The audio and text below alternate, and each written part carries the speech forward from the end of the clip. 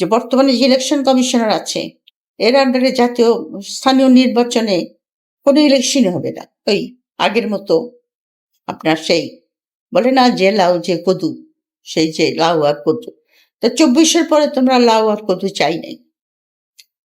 এই ফ্রাস্ট্রেশন থেকে আমি এই কথাটা বারবার বলছি যে এটা কি করলা তোমরা। বিএনপি এমনি জিতত, পপুলার পার্টি, বিরাট পার্টি, কিন্তু 2/3 ইতিহাস তোমাদের খুব খারাপ।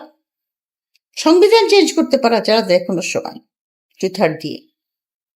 আর আমাদের দেশে যেহেতু তাকে চেক দেওয়ার কেউ নাই, যা খুশি তাই করতে পারে, করেওছে অতীতে।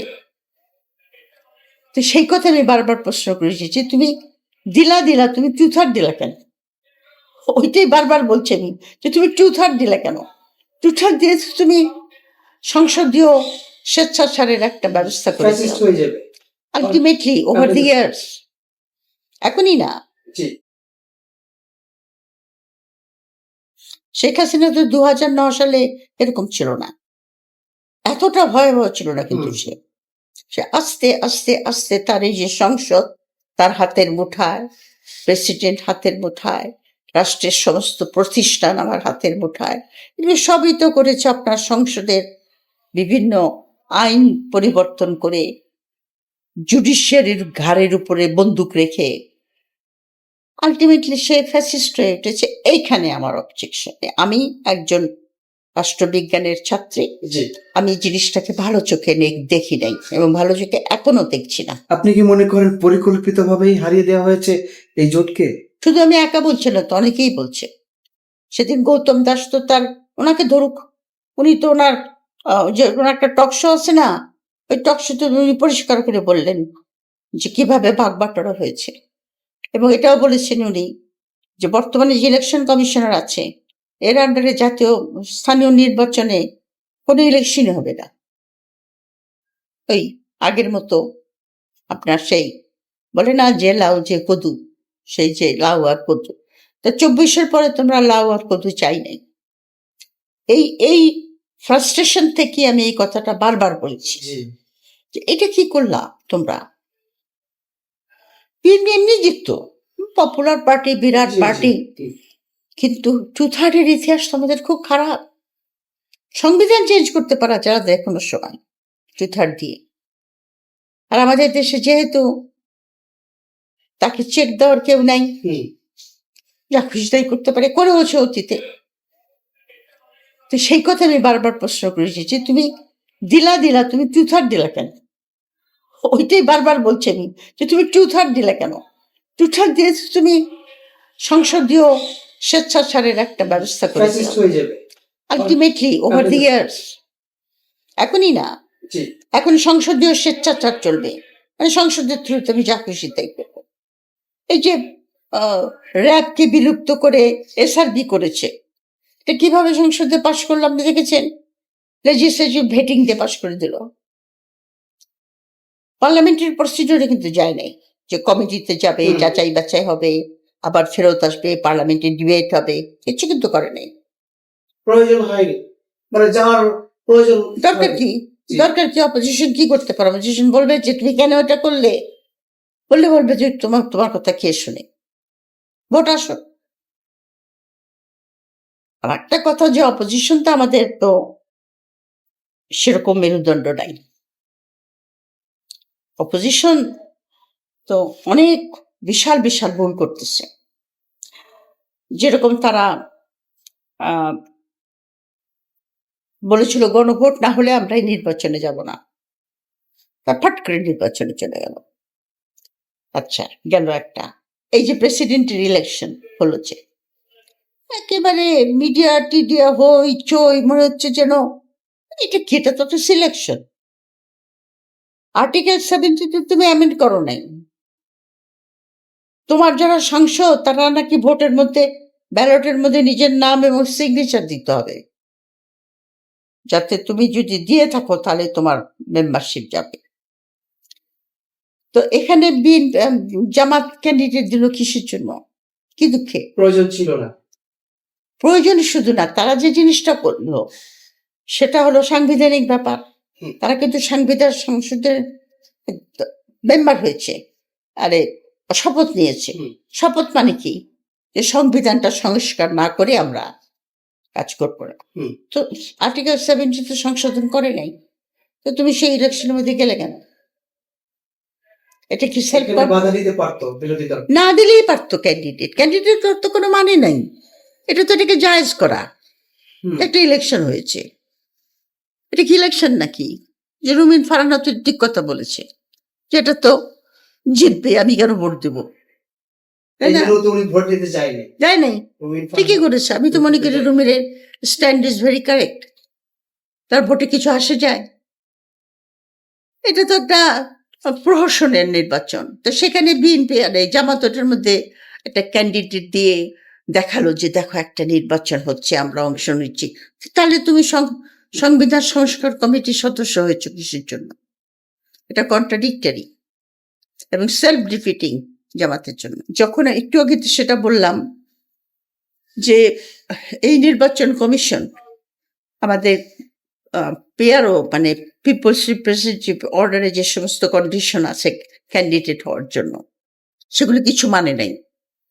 তারা ঋণ খেলাপিদেরকে দিয়েছে এবং বলেছে আপনারা ভালো হয়ে যান। তো নির্বাচন কমিশনকে এই মানে এই দায়িত্বটা কে দিল সবাইকে ভালো করা? সে কি প্রিচার নাকি? সে কি হযরত মুহাম্মদ সাল্লাল্লাহু আলাইহি ওয়াসাল্লাম? সে তোমার এটা তো কোনোভাবে ধারার মধ্যে পড়ে না। কোনোভাবেই পড়ে না। এটা করেছে, দ্বৈধ নাগরিকত্ব করেছে। তারপর অনেকের বিরুদ্ধে খুনের মামলা আছে, তাদেরকে দিয়েছে। যেটা আমি বলেছি একটা, এটা ওনার বিরুদ্ধে মামলা আছে। এবং লোকে বলে যে উনি, আমার ভাই তো সেদিন বলছিল যে আমার এক বন্ধুর ছেলে যার সঙ্গে ওনার এই মামলাটা। আচ্ছা। তো এই জাতীয় লোকদেরকে যদি তুমি সংসদে আনো, তাহলে কি তুমি আশা করতে পারো যে বাংলাদেশ ঠিক পথে হাঁটবে? ওইটাই আমার দুঃখ। ওইটার থেকে, ওই হতাশার থেকে আমি এই কথাটা বারবার বলি। বিএনপি এখন কেমন দেশ চালাচ্ছে বলে মনে করেন? এই মুহূর্তে বিএনপিকে আমি দেখছি যে বিএনপি দেশ চালাতে যথেষ্ট বাধাগ্রস্ত হচ্ছে এবং তারা যেটা বলছে যে তারা অতীতের যে সমস্ত কর্মকাণ্ড, ধ্বংসস্তূপ, সেখান থেকে তারা বেরিয়ে আসতে পারছে না। সরকারের 6 মাসের সময় কি খুব বেশি সময়? না, খুব বেশি সময় না, কিন্তু কতগুলি ডেফিনেট পথ নির্দেশনায় 6 মাসের মধ্যে আসার কথা।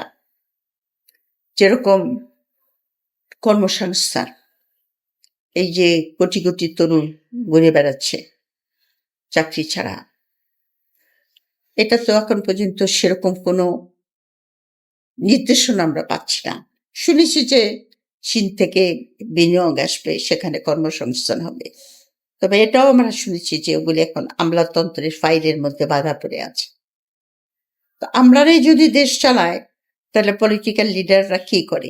তারা এটা কি ভেরি কুইকলি ওই দিকে যাবে না? মানে যেই মুহূর্তে এটা ফাইনালাইজ হবে, সেই মুহূর্তে তো ওইসব ইপিজেডে কাজ শুরু হয়ে যাবে, তাই না? রাস্তা অবকাঠামো তৈরি করাও তো একটা কাজ। রাস্তাঘাট তৈরি করা, তারা ফ্যাক্টরি কি বানাবে, এতে অনেক লোকের কর্মসংস্থান হবে। তারপরে যখন তারা অ্যাকচুয়ালি তারা প্রোডাকশন শুরু করবে, তখন তো আরো লোকের কর্মসংস্থান হবে। তো এদিক থেকে আমি সেরকম কোনো ডেফিনেট কোনো দেখতে পাচ্ছি না যে আমরা এইটা করছি, এটার জন্য কাজ হবে। আর একটা বিশাল সমস্যা হলো জ্বালানি। জ্বালানির অভাবে তো অনেক কারখানা বন্ধ হয়ে গেছে, পোশাক কারখানা বন্ধ হয়ে গেছে। তারপরে এই যে আমাদের রপ্তানি যোগ্য যে সমস্ত জিনিসপত্র, সেগুলির কারখানা বন্ধ হয়ে গেছে, কাজের লোক অনেক বেকার হচ্ছে। তো এটা তো একটা বিরাট, দেশের জন্য এবং সরকারের জন্য তো এটা একটা অশনি সংকট। এখন জ্বালানির ব্যাপারে এখন যদি ইকবাল মাহমুদ টুকু বলে যে ছোটবেলায় তো আমাদের ইলেকট্রিসিটি ছিল না, তার জন্য কি আমরা সরকারকে দোষ দিয়েছি, তারপরে আমরা 2 বছরের মধ্যে কিছু করতে পারবো না, এগুলি হয় কি কাটা ঘায়ে নুনের ছিটা দেওয়ার মতো। একে তো জনগণ, শুধু জনগণ যে ফ্যাক্টরি বন্ধ হচ্ছে তা তো না, আমাদের তো ঘরে ঘরে আমার বাসায় তো কালকে 2 বার ইলেকট্রিসিটি চলে গেছে এবং গিয়ে দীর্ঘক্ষণ থাকে, ঘন্টার উপরে। জি। হুম। তো আর এসব জায়গায় তো আমার এই রাস্তায় তো অনেক ভিআইপি থাকে। সাধারণত আমাদের এখানে যায় না। হুম। আমার এই লম্বা রাস্তাটাতেই কয়েকজন ভিআইপি থাকে। তো ভিআইপি যেখানে থাকে সেখানে কিন্তু যায় না সাধারণত। ওই যে আমাকে একজন বলছিল যে ওনার বাসার কাছে নাকি আমাদের স্পিকার, ওনার নাকি বাড়ি। কোনো সময় ইলেকট্রিসিটি যায় না।